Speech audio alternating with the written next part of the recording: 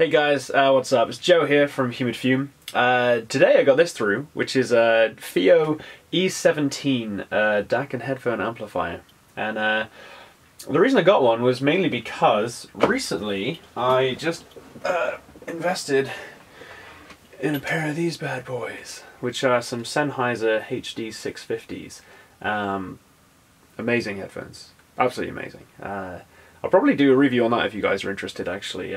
Let you know my thoughts on it, but compared to the set I was using before, which was these awesome ones, I still love these to pieces. They're the HD 465s. These are awesome, but as you can see, they're like a little bit wary now, especially when you're like, you know, you're gaming or whatever, and then you just kind of go, you're like, oh god, like every time. So I hate that stuff, but awesome headphones, just old now.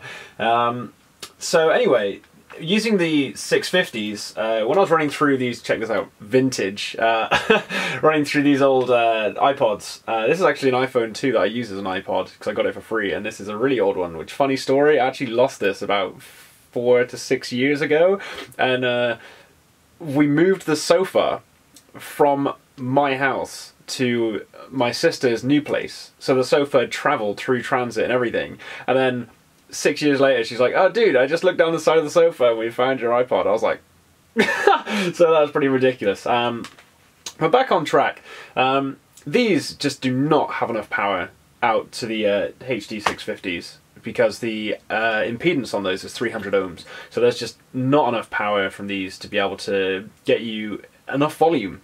And tonally, to be honest with you, it's difficult for me personally to tell the difference between running these through the headphones and then running them through the E17, mainly because the E17, in my opinion, changes the frequencies. It doesn't sound neutral or flat to me. So because of that, I can't kind of use it and say, oh, this is a perfectly transparent headphone amp, so therefore I can tell that by getting extra juice to the headphones that, you know, more life is coming out of them, stuff like that.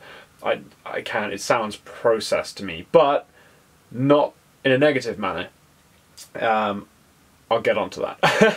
So anyway, you know, these not really outputting enough juice. So I was looking around and I was like, okay, well, what can I do to remedy this? And found this thing which a load of people have kind of been talking about, and I was like, that sounds pretty interesting.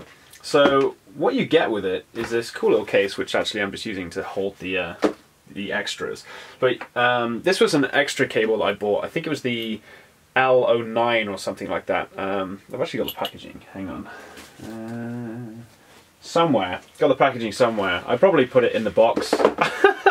But yeah, you can find it, like, whenever you go to look it up, I'm rapping now, look it up on Amazon, you'll see bundles with this cable. It's, I think it's the L09, it's something to do with number 9, and yeah, this is the cable you get with it, and this is the additional one. So if I kind of show you these, they'll be a bit out of focus, because obviously I'm focused on my face right now, but you can see.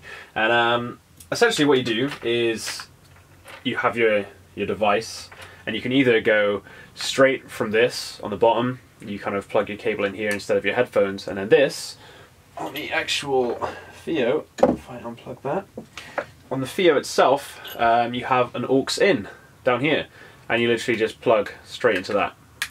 And then these two are kind of together. You're like, oh, how do you put them together? Well, you actually get 2 rubber bands in here, which kind of look like this bracelet actually, but about well, 2 of them together is about the same thickness as that, but obviously split that in half, and that's pretty much how thick they are, so they're about that thick. And you'd put it around to keep them together, and you're like, well, how do I stop them from getting scratched? Well, they actually give you some cool little adhesive, is that the right word? I think adhesive is the right word. Little bumpers, and I kind of stuck them on the back here, so when you put it down on the table or anything like that, it doesn't kind of scratch the back, which is pretty cool. So that was the first method I tried, and instantly doing it this way, instead of going headphones straight out of here, I level matched it so that it wasn't louder, so therefore it wasn't, you know, just, oh, it's louder, it's more exciting, you know. I was actually level matching it, and even going through the headphones like this, it does actually process the sound in a way which was more pleasing to me, less accurate, but more pleasing. The bass was certainly deeper, which is pretty impressive. I'm kind of confused as to how they've managed to pull that off, to be honest with you. But when compared to using the LO9, or, you know, forgive me, but the name of this cable, when using this one, which is the 30-pin adapter, which is, instead of you know, going into the headphone, you just plug it straight into the bottom like that, and then again you just go straight into the aux on the bottom. With that, this thing always just does that. So all now, I just randomly, like yesterday, I had a fit. It was literally just going like all the time, like turning vibrate on and off, and now the volume doesn't even work on it. So luckily it died with volume on max, which is great. But so yeah, back on track. Using this cable versus the other one, huge difference, like insane. To put in, you know, perspective, when I kind of plugged headphones straight in to the iPod, or the iPhone, or my tablet, I tried all of them. It sounds what I'm used to hearing from an iPod. Just sounds like music. And when using these cables, or rather using this cable with the E17, the difference is insane, like absolutely insane. If you imagine you've got your frequencies here, this is kind of what an iPod sounds like. Your treble kind of goes out a bit more, the bass goes down more, so it kind of extends the range of the frequencies, and then the middle doesn't sound as congested. It kind of just scoops it just a tiny bit, where I wouldn't use this for mixing or anything like that because it's just not accurate enough, but in terms of excitement, just to sit down and listen to something, sounds so much better, insanely better. If you already have a sound card on your computer, for me, the £100 price point for it is kind of like, it feels a little bit steep, but yeah, I just kind of went for it. If I didn't have a sound card, to use this on USB, because if you didn't know, you can actually plug this via USB into your computer and use it as a sound card. If that was the case, and I didn't have a sound card, this would easily be worth the £100 price point, more than 100, easily.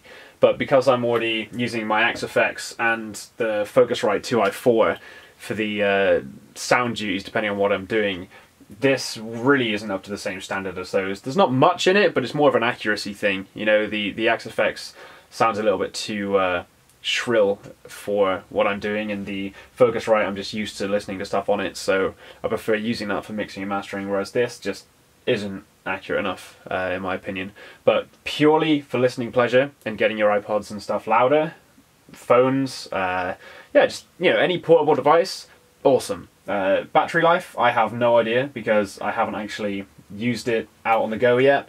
This is literally just after, you know, half an hour of plugging it into everything and comparing and stuff like that. And for a direct comparison as a portable thing to take with you, well worth the money. Well worth the money. So if you're, in short, to summarize, if you're thinking to yourself, okay, you know, my headphones, I've got some nice headphones, phones aren't really cutting it, man, they're just not quite loud enough, or my iPod or whatever, definitely invest in it.